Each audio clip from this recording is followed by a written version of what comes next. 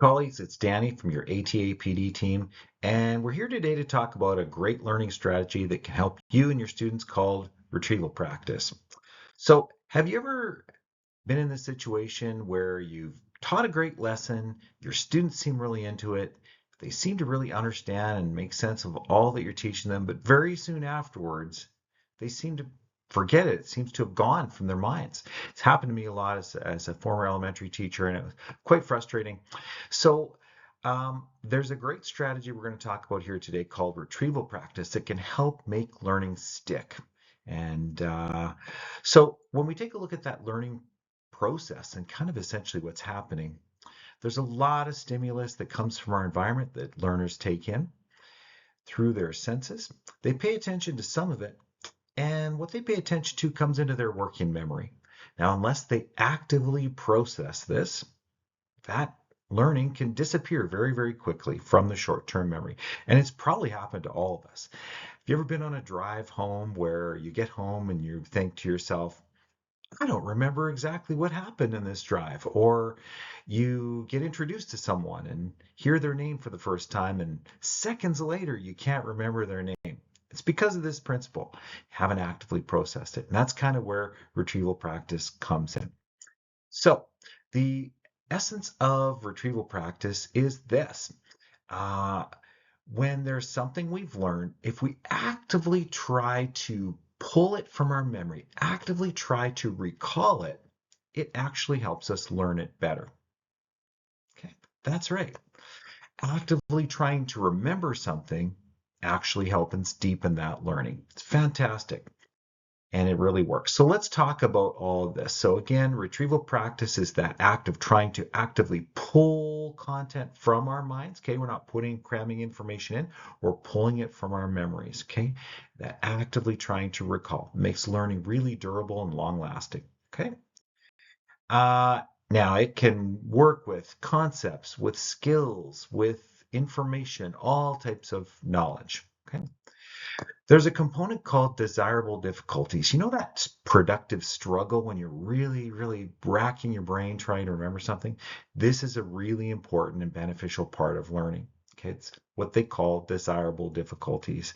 Passive learning activities like rereading stuff or highlighting stuff really isn't that effective compared to really trying to struggle to recall. Okay, and that's where the power of deep learning and retention can really come into play. Right? It works with lots and lots of different types of ways you can do this, which we'll talk about: quizzes, questions, flashcards, writing prompts, discussion prompts, lots of ways to do this. Now, we're not talking about, you heard me mention quizzes, we're not actually talking about an assessment strategy. We're actually talking about a learning strategy. Okay, so this is done, doesn't have to be for marks or anything. It can be low stakes, no stakes at all. Just that act of trying to recall. And a really nice side benefit they found from the world of cognitive psychology is that students who engage in regular retrieval practice actually end up having a lot less test anxiety when real high stakes tests or quizzes come about, because they're just more used to it. It's just more everyday learning for them. So there's a nice side benefit. So there's a lot of ways we can try this out with our students. One particular strategy for retrieval practice is called two things. Okay? Every so often in your teaching, just pause and have students jot down one or two things from memory that they previously learned. You can do this at the beginning of class. Say, hey, jot down two things that you remember from last class about blank, whatever it is you've taught, or even in the middle of a lesson or at the end of a lesson. It's a very flexible strategy.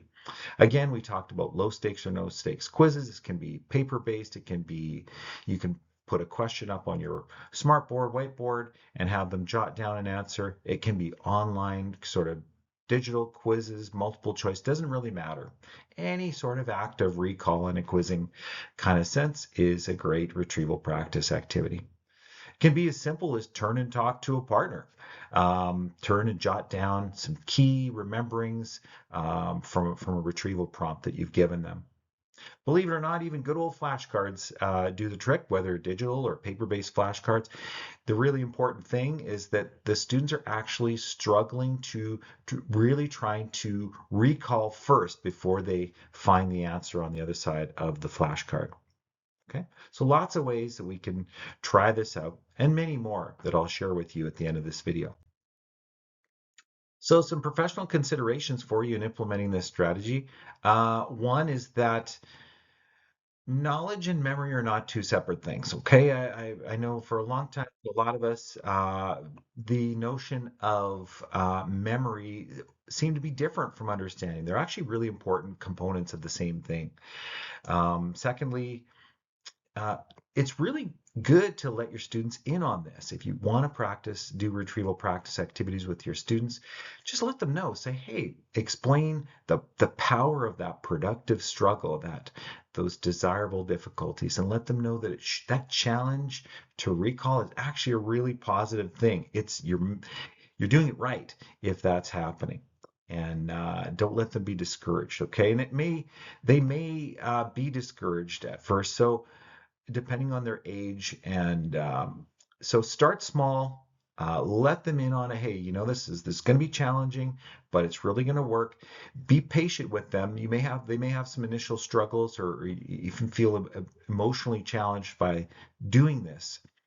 But they'll see their growth, and show them and note yourself the growth that you'll see in your students through the use of strategies like these. Okay.